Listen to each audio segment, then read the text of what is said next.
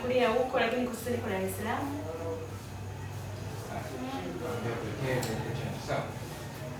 Mwanzo kabisa wa mazungumzo ulisema kwamba unapenda kuigiza. Ulianza kugundua lini kwamba unapenda sana kuigiza na mitindo?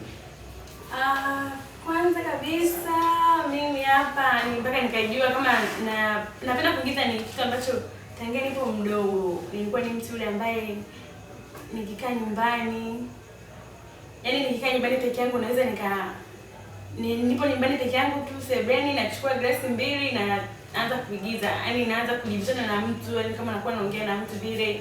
Ni vitu tu vya kuigiza tu navifanya. Kwa ni kitu ambacho nilikipenda tangia nilikuwa nakifanya tangia niko mdogo. Na hata swala la mitindo, nilikuwa ni mtu ambaye naweza nikikaa tu nyumbani na najifanyia mitindo, labda mtindo wa nywele, najifunga kilemba, yani ni vitu vile vya mitindo. Kwa hata ndugu zangu walikuwa wananiona sana una kitu, maana nilikuwa ni mtu ambaye walikwambia una kitu utafika mbali.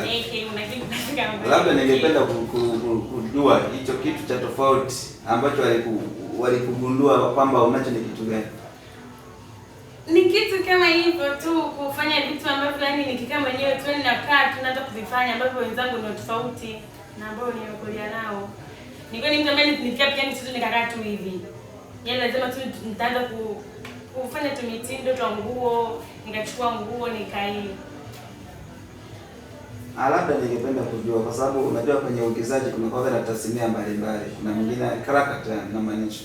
Kuna mwingine anapenda kulia, kuna mwingine anataka kuigiza kama uchawi, kuna mwingine anapenda kuigiza kama mwenye roho mbaya, kuna mwingine anapenda kuigiza labda malaya, au lengo tu ni kwamba afikishe ujumbe kwenye jamii. Je, ni aina gani ya character tunapenda zaidi? Yaani sehemu gani ambapo unaweza ukaigiza kulia au kucheka sana? Na kabla hujaendelea na hilo swali, labda ningependa kujua mtu ambaye unamuinspire sana kwenye tasnia ya kuigiza. Mimi hapa ni character ambayo mtu akiniweka naweza nikaifanyia kazi kabisa. Napenda character ya ni binti mmoja. Sipendi mambo ya binti yani ya mwenye roho mbaya, hapana. Napenda character ya ni binti ambaye naonewa kwanza. Mambo ya upole kulialia, ni mtu ambaye ananyanyaswa, kama kwenye nyumba ananyanyaswa. Hicho ndio kitu ninachokipenda. Mwigizaji gani ambaye una inspire naye? Kama mwigizaji ambaye ninampenda kumwigiza hata kuangalia. Rose Ndauka, mwigizaji wanapenda sana. Rose Ndauka. Kitu kingine labda katika harakati zako za kujitafuta kuwa mwigizaji bora, na kama ulivyosema kwamba unampenda sana Rose Ndauka uigizaji wake, ni changamoto gani ambayo umewahi kuipitia na pengine huwezi kuisahau kwenye maisha yako? Changamoto unayopitia kwenye maisha ya mwigizaji au mwigizaji? Changamoto ambayo naipita kwenye maisha ya mwigizaji, kwanza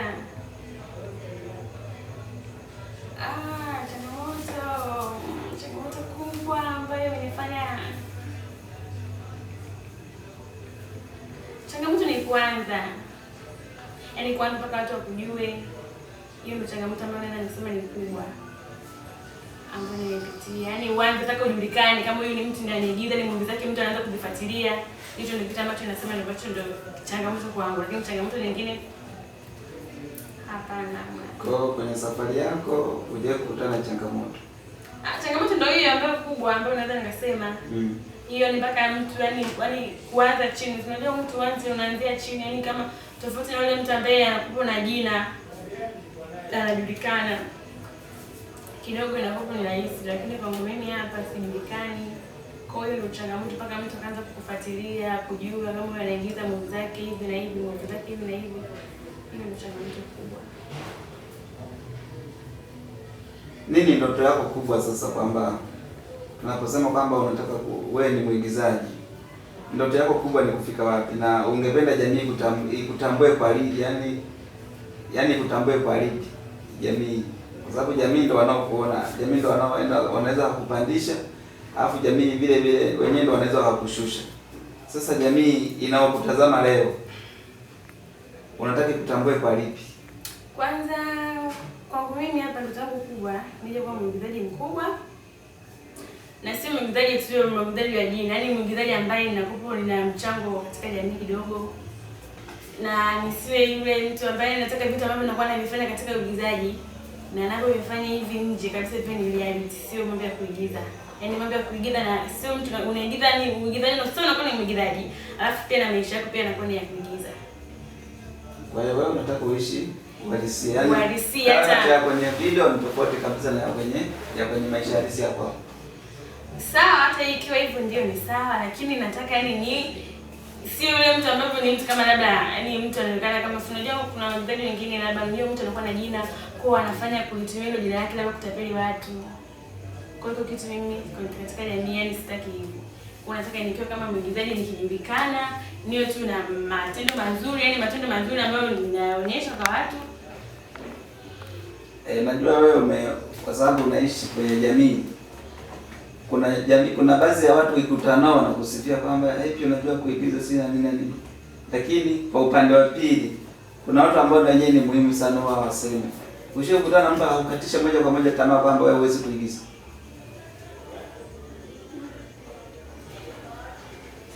Ndio, lakini ndio sana naye. Ulijisikiaje na ulilichukuliaje baada ya kuambiwa kwamba wewe hujui kuigiza?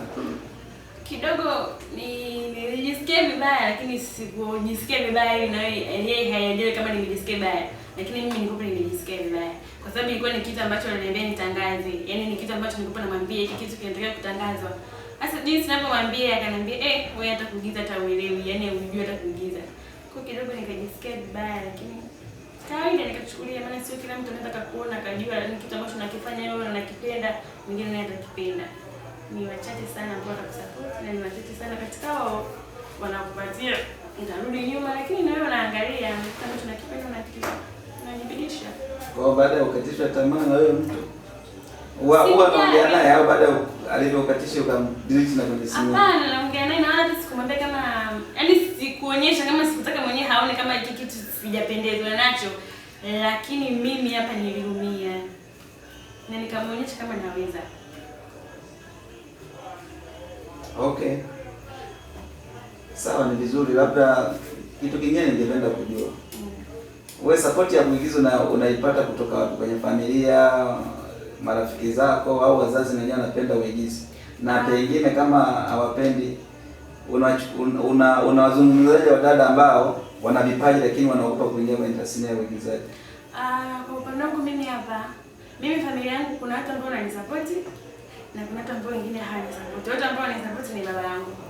Baba yangu mambo ya tasnia, si mambo ya mitandao, ni babangu vitu hapendi. Kwa mimi ambapo tutangia mdogo nilikuwa nafanya, kwa mamangu ni ananisupport sana. Mamangu namshukuru sana ananisupport, pia na dada yangu pia ananisupport, lakini babangu ni mtu anapenda namuelewesha. Naongea naye sana baba. Mimi kitu nakipenda alafu ndio kitu ambacho ninakipenda naweza nini nafanya. Kwa kidogo namleta, lakini hivyo tuko na washauri hata watu ambao wanapenda vitu ambavyo wazazi wao hawapendi. Unakuwa unamuonyesha kitu ninachokipenda, ninachokiweza nini. Na matendo unakuwa yaani unamshawishi mtu mzazi wako mpaka kaelewa. Sio mtu unapenda hivyo vitu ndio unakuwa jeuri, uambiliki, kwa hiyo inakuwa ni mbaya. Kwa unajiona wapi baada ya miaka 5 kwamba taifa la Tanzania limekuwa na wizara ya michezo sana na michezo? Unaona likikusupport miaka 5, yani likikufikisha sehemu au uone kabisa mwanga kusupportiwa kutoka kwa viongozi wa serikali na nini? Mwanga naona na kwa miaka 5 ijayo najiona kama nitakuwa ni star mwenye maendeleo, ni star mkubwa na support ndio naziona support kwa miaka alafu na kuna kitu pia ambacho nimekiandaa. Kwa hiyo kitu kitanisogeza kidogo. Kwa miaka ijayo naona kama nitakuwa ni mtu mkubwa. Utakuwa ni mtu mkubwa. Basi ni vizuri. Hivi unaona kabisa kipaji chako kinakuzwa? Kinakuzwa kwa yani tunapozungumzia kukuza kipaji serikali na yenyewe inabidi kushike mkono. Kuna kiongozi wote wa serikali ulishawahi kumpata ukamwambia akuboost au akushike mkono, au kuna sehemu ulikwama ukamwambia ni mwigizaji nataka support yako? Support ipo, ndio bali nimesema kuna kitu huko nyuma. Yaani kuna kitu kinakuja. Kwa hiyo ni kitu ambacho support yani ndio imewekeza huko. Basi ni vizuri.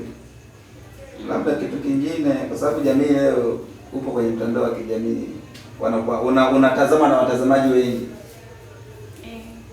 Kuna kitu pengine watazamaji wangependa ukijua, labda ni kitu gani ambacho watazamaji hawakijui kuhusu wewe? Kuhusu wewe, maisha yako, maisha ya uigizaji.